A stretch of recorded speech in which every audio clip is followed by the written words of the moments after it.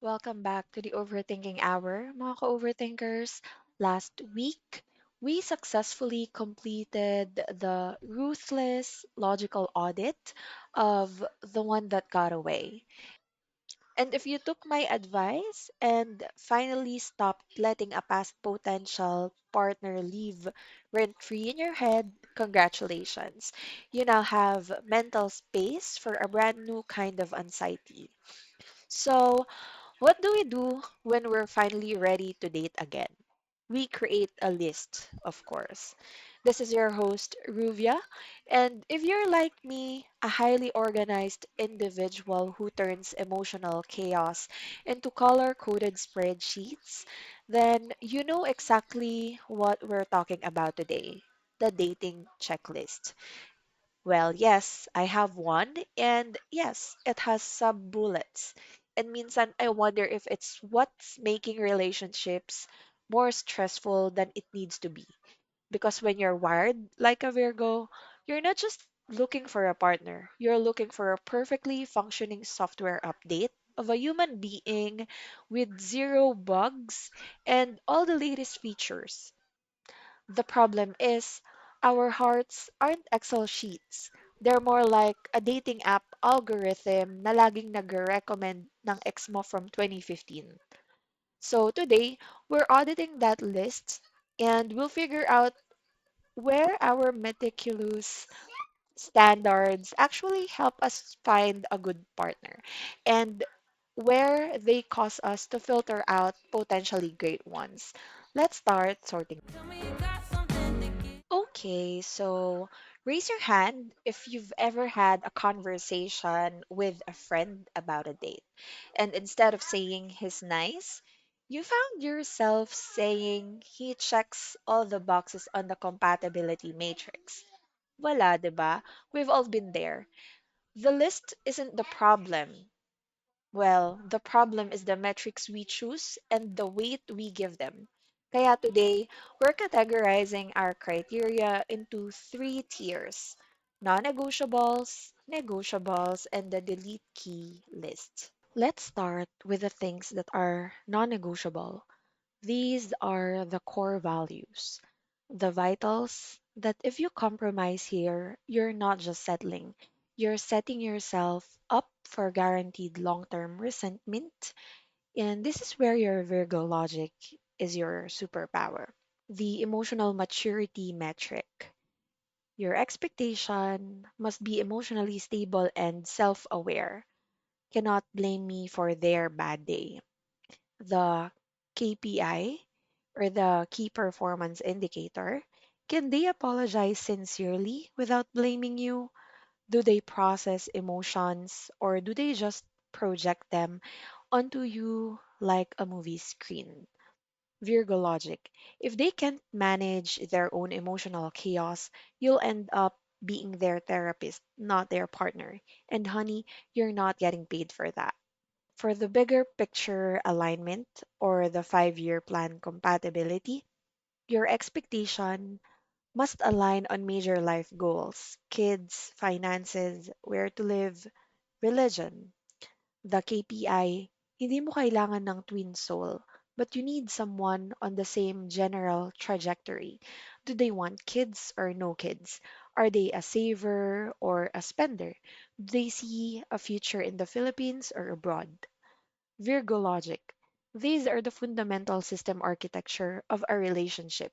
If your operating systems are fundamentally incompatible here, it will crash. Better to know by date 5 than date 5 years in. Now, this is where most overthinkers fall into the trap. These are the nice to haves that we often inflate into deal breakers, usually based on past trauma, social media standards, or plain old superficiality. This is where your Virgo logic can actually be your enemy. A. The hobby match obsession. Well, our expectation must also love cooking, music, fitness, traveling, binge watching Netflix series as much as I do. Otherwise, anong gagawin namin? The reality check. You need a partner, not a clone. They don't have to love your hobbies.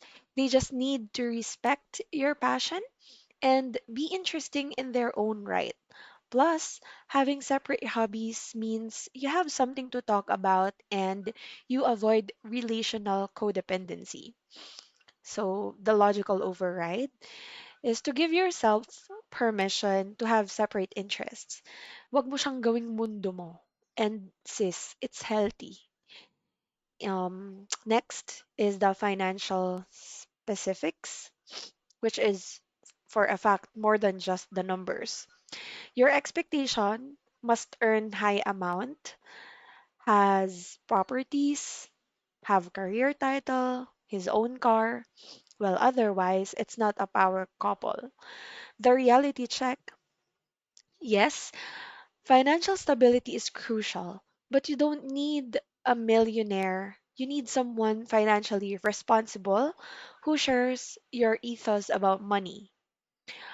Are they a thoughtful saver or a thoughtful spender? Do they respect money or are they impulsive? Well, the logical override on this, focus and focus on their financial habits and values, not just their income bracket or job title. Next is the height slash looks trap. Well, this is the Instagram filter version. Well, the expectation, they must be 5'7" or 5'8" and above na may dimples at killer smile, tattooed, or else hindi yan pang Instagram. The reality check, while initial attraction matters, a great personality, kindness, and genuine connection, or even having substance on the communication will make a 6 grow into a 9. Conversely, a terrible personality makes a 10 immediately drop to a 2. Chemistry is more than just aesthetics. And the logical override is to prioritize how they make you feel over how they look on paper or on your feed. Okay, mga ka-overthinkers, here's the final verdict. Your dating checklist should be just our salaan, not a barrier.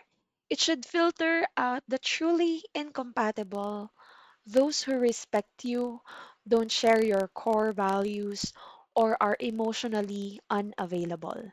It should not filter out the imperfect but potentially amazing person who just doesn't fit your aesthetic or hobby requirement. Remember, love isn't a perfect spreadsheet.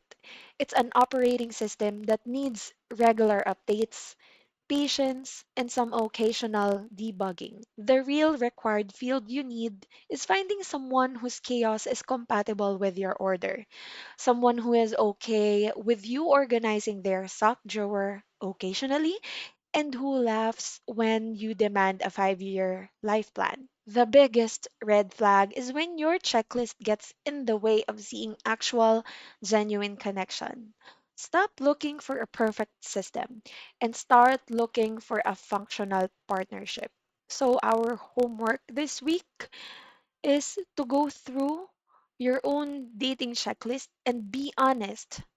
Cross out at least 3 things from your non negotiable list that you now realize fall under tier 2 and give yourself permission to be flexible. For the last one, your mantra for the week, I am seeking a good partner, not a perfectly curated clone. So, mga overthinkers, thank you for joining me on this deep dive into our very meticulous dating minds. I hope this audit gave you some clarity and maybe, just maybe, permission to give that imperfect person a second look.